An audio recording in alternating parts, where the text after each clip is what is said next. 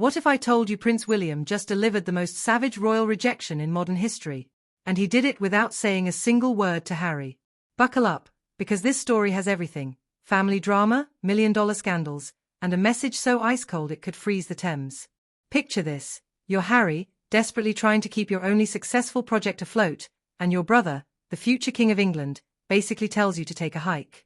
Not just any project, mind you, but the Invictus Games, the one thing people still respect you for. Well, that's exactly what just happened. And trust me, the details are absolutely wild.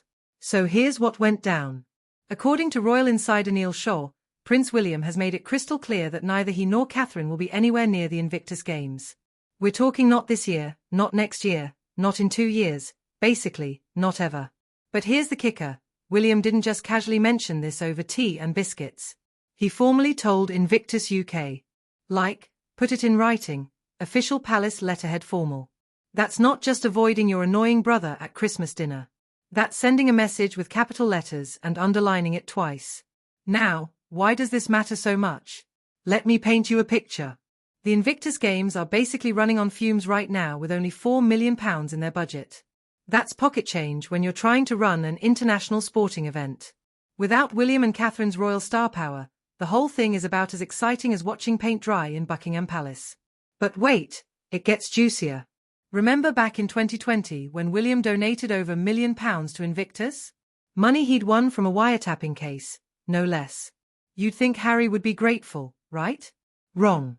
Apparently, Harry threw what can only be described as a royal tantrum because the money didn't go through his hands first. Can you imagine? Your brother gives your charity £1 million, and you're upset because he didn't ask permission first? That's like complaining about finding money in your coat pocket because someone else put it there. This is where things get really interesting, though. William isn't just being petty, he's being strategic. Think about it from his perspective. He's the future king, and every move he makes gets scrutinized under a microscope. Being associated with Harry and Meghan right now? That's like choosing to sit next to the troublemaker in class. You're going to get detention by association. And let's be honest, Harry desperately needs this. The Invictus Games are literally his only claim to fame right now. No job, no successful projects, just this one thing that people still respect him for. Without it, what's left? Meghan's podcast experiments and maybe another Netflix documentary about how hard their life is? Here's what's really happening behind the scenes. Harry's playing a game we've seen before. Step 1. Extend an invitation you know will probably be declined. Step 2. When it gets declined, play the victim. We try to include them, but look how cruel and unforgiving they are. But William? He's not falling for it.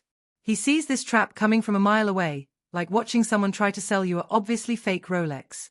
Going to support Invictus now would be seen as endorsing everything Harry and Meghan have done.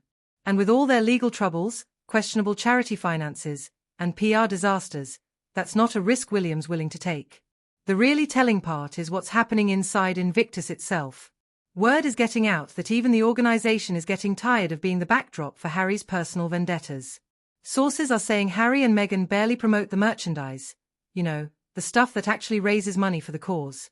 It's like hosting a fundraiser and forgetting to mention where people can donate.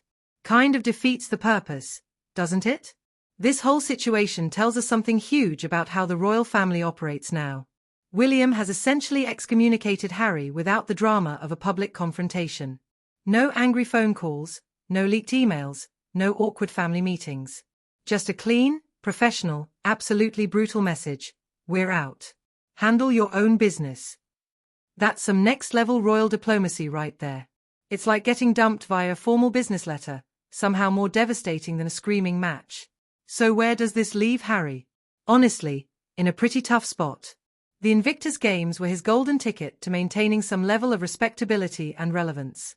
Without the royal family's support, both financial and symbolic, this thing might not just struggle, it might completely collapse.